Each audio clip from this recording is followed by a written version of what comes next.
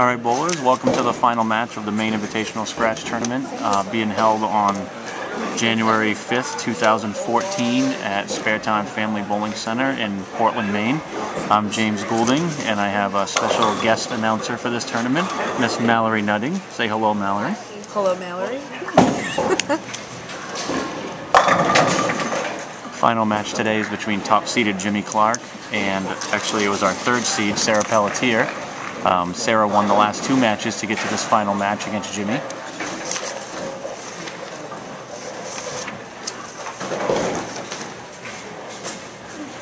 Today we had 42 entries for the main invitational scratch tournament, which means we took 10 cash qualifiers after our 4-game qualifying match.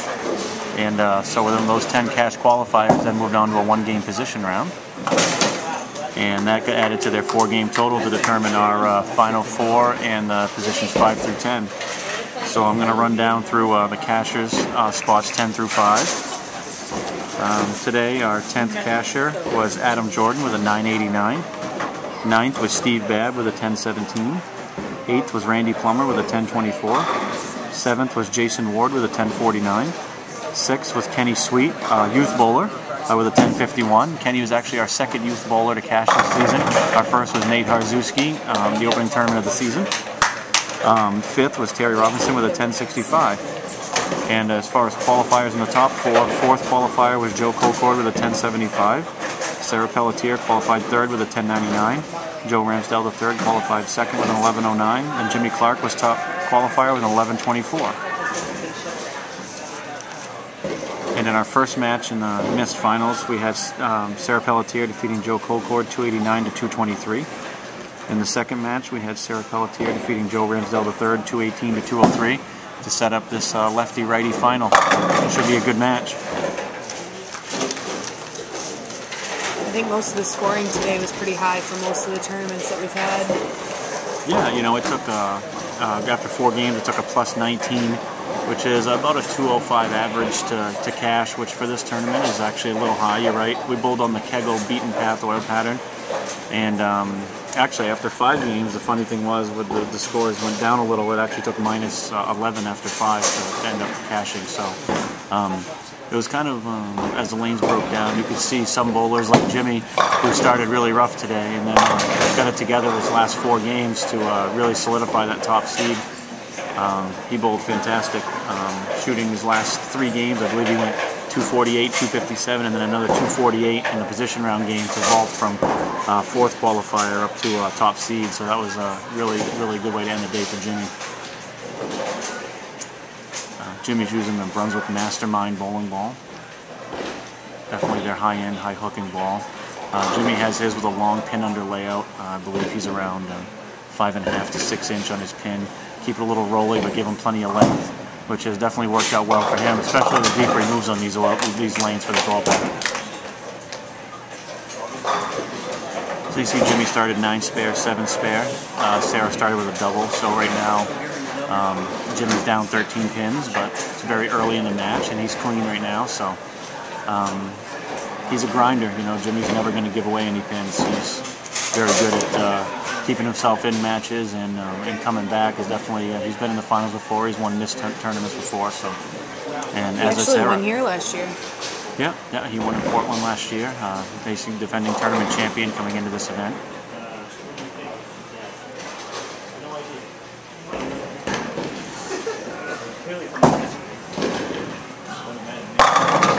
And there was a really nice shot by Jimmy on the left lane. Really did a good job of controlling that break point. Looks like he got in a little deeper, got a little cleaner through the heads, and that ball faced up really nice for him. Yeah, that last one on the right lane looked like he got it out a little far. Yeah, just leaked it out. You know, on this oil pattern, you can't leak it out early because there's that extra volume outside. Not very forgiving. No, not at all.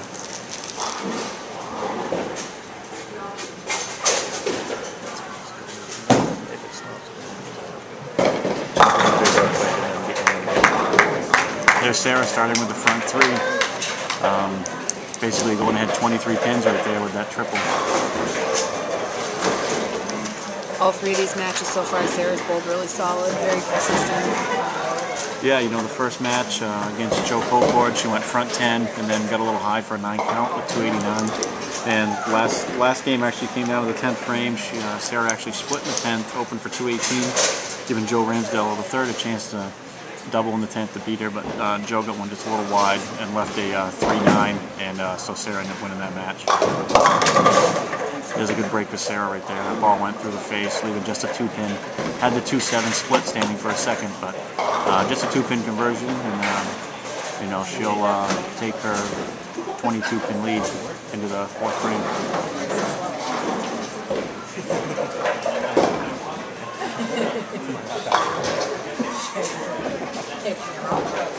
I'd just like to thank Scott Blagovic and all the staff here at Spare Time Bowling Center for having us down here again this year.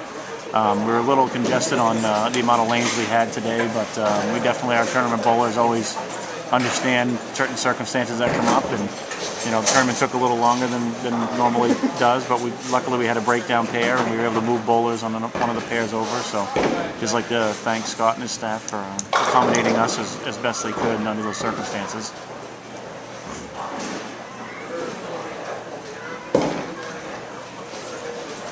Now you see Jimmy ready against the ball return. I wonder if he's going to walk around it or play straight with his feet. We'll see right here. Yep, he gets left with his feet.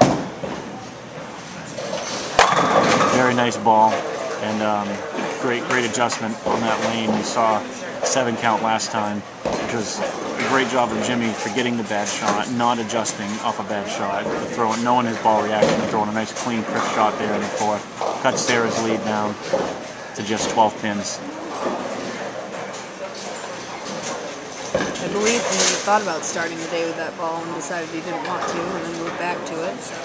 Yeah, I bowled on Jimmy's pair today, and you know, from the left side, I found that I had to start in a little deeper and kind of migrate out as the lanes pushed. Really, not as much traffic on the left side, so you didn't see the massive transitions the righties did. Actually, the righties, Jimmy started outside and actually migrated in. He started with a Brunswick melee, struggled with a little over-under reaction from that ball. There's a great shot by Jimmy there in the 5th, cutting Sarah's lead now down to just 2 pins. And like I said, he started with that melee and just a little over-under from the outside. After that first game, kind of put that one to bed.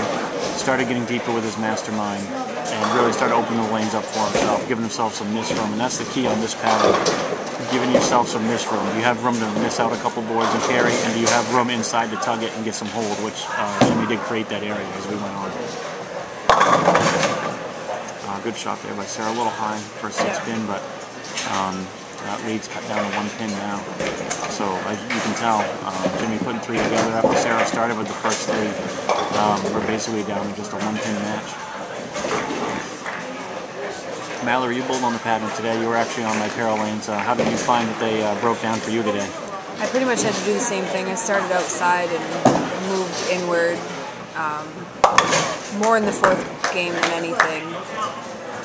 I was trying to play up the 7 board for a while and started losing it, so Jimmy actually suggested that I move 2 and 2 to the left and try that, and it worked a lot better for my last game.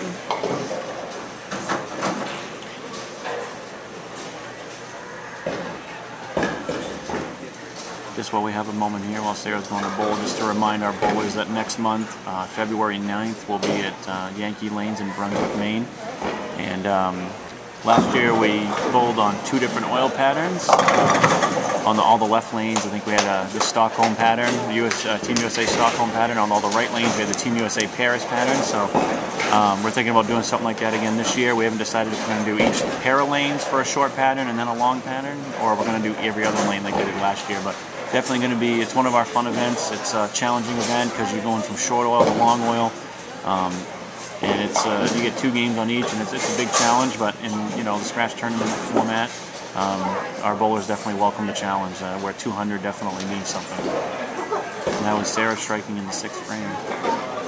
Jimmy can actually take the lead here. He strikes here. He takes a 9-pin lead. Let's see what happens. Yeah, he's dialed in. You tell right there. That ball just hit that lane marker at 45 feet. Just hit it perfect right where we wanted to over that spot, and just 10 in the pit, no doubt about it. And we definitely have a match.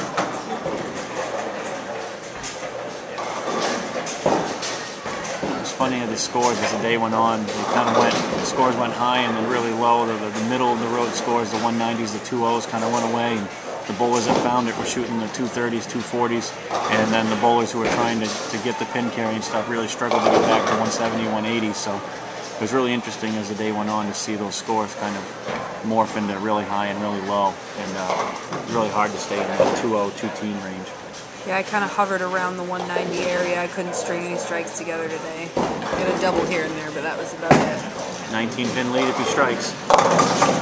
Oh, looks like he just missed it at the bottom. I think he hit his mark, but looked like just at the bottom of the swing, he didn't quite catch it like he has been. It didn't quite come through the wall.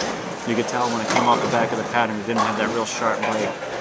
But convertible spare, leaving the 245, no pin in behind it, so doesn't have to worry about chopping the back pin off. But on this oil pattern, on this beaten path oil pattern, there's two schools of thought. Do you throw a plastic ball straight at the 3 pins, or do you try to hook it? Looks like Jimmy's going to be trying to hook it into the spare. It's an interesting decision here. What do you think about that, Mallory? I generally only throw my plastic ball at the 6 or 10 pin. I don't trust it enough anywhere else, but he's pretty consistent with anything. He throws at everything. So.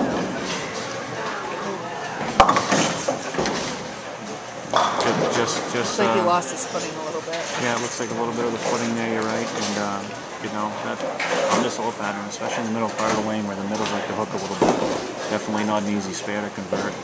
Really, any multi-pin spare on these, even if you're looking at just say a 610 or something, definitely something that's easily choppable. I chopped a few of those today. That's for sure. Yeah, oh, I know the feeling. Sarah can step up and really put some heat on Jimmy if she strikes her here. That looked inside. And we got away with it. That's a good break for just a 5-pin on the Brooklyn hit. Sometimes on those Brooklyns like that, you can leave a 5-7 for a lefty or a 5-10 for a righty. Fortunate just to come out of that with a 5-pin, and she converts this. She's going to have a 6-pin lead going into the 8th frame. So back and forth match there. You know that. Jimmy had the 4-bagger and then opened, and now Sarah, she stays clean, has the lead back again. And I was talking about the spare ball thing because Sarah bowled at Sacred Heart University and through her collegiate program, and of course now she's been in adult leagues for quite a while, but she uses her spare ball for pretty much every conversion, whether it's a single pin, whether it's a 3-pin combination, even on shots where she leaves the head pin. So it's kind of like I said, two different schools of thought. Me personally, I only use my spare ball for corner pins, and maybe like I'm left-handed, I'll use them for a 4-pin or some kind of combination on that side. But I don't use them for a lot of stuff in the middle of the lane. I figure I can just use my strike ball and adjust off of that. But Sarah uses her spare ball for everything, so that's how the collegiate coaches, a lot of them teach it, and that's how she does it. So. And big strike there in the 8th. She had a 6-pin lead. With the 10 up in the 8th frame. This is a key frame for Jimmy. His last 2 shots in this lane were just dead flush. He has to just put that last frame aside and really focus, and he's great at that. When he gets on the approach, there's really nothing else running through his head. That frame is gone. He's not even thinking about it, I guarantee it. His ability to walk around the ball return like it's not even there just blows my mind. Oh, wow, that could have been a terrible break for Jimmy there. Break, yep. Yeah, that was a really good ball. Almost a pocket 7-10. Leaves just a 7-pin. Single pin conversion. Jimmy, a very, very good spare shooter, especially on single pins. Really should have no problem cleaning up this spare. Still be down by 6 pins, but Sarah with a strike up in the 8th. Going into the 9th, definitely going to be a key for Jimmy to really strike in the 9th to put a little heat back on Sarah.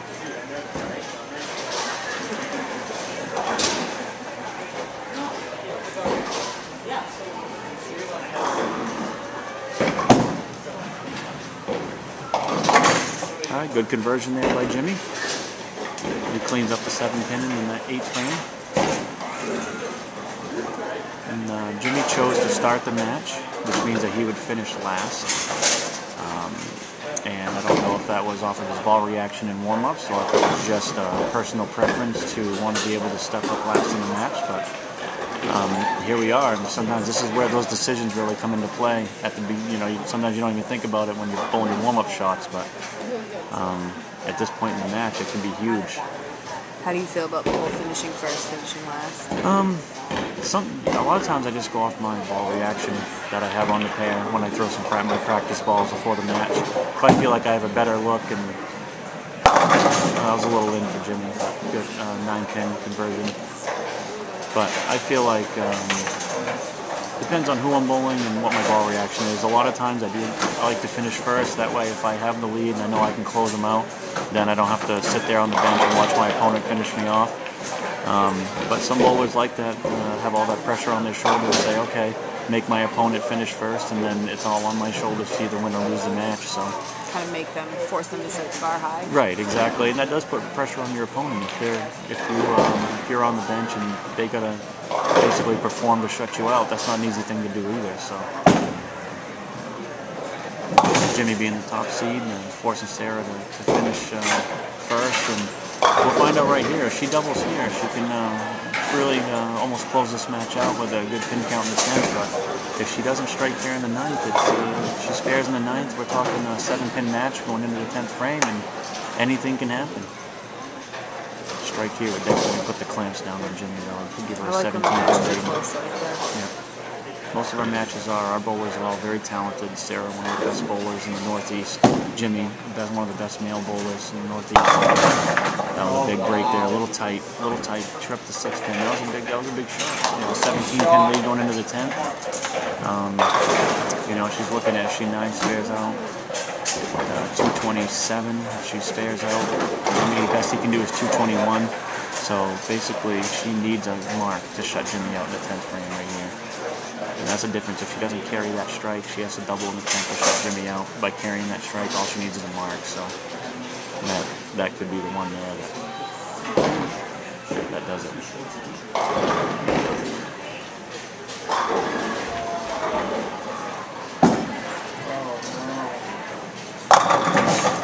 That's it. That's enough. That strike is going to put her in the 230s no matter what. And best Jimmy can do is 221. Sarah took advantage of the break. Jimmy had that rough 7th frame where he chopped the spare off, and Sarah come up in the 8th, 9th, and 10th and throws 3 strikes in a row, and that's pressure bowling. And Jimmy's a great bowler. He'll definitely be back. He makes plenty of finals. Did a great job today coming back. I mean, he had a rough first game. Could have just nailed it in and not cashed. Comes back, throws 4 fantastic games, leads the tournament. Can't say enough good things about the way he bowled today. Definitely showed me something today. Definitely. And with that, Sarah cleans that spare up. It'll be a 237. Either way, she is our tournament champion. She is the 2nd female champion, and she's actually our only female champion to win a M.I.S.T tournament. She's won 2 now. She won one a couple years ago in Lewiston. But so this is her first tournament title of the season. And, great bowling by her. Really consistent bowling today. She had, really her biggest game came in the first match of the finals with that 289, but besides that, she was very consistent. And Jimmy just finishing out the string here.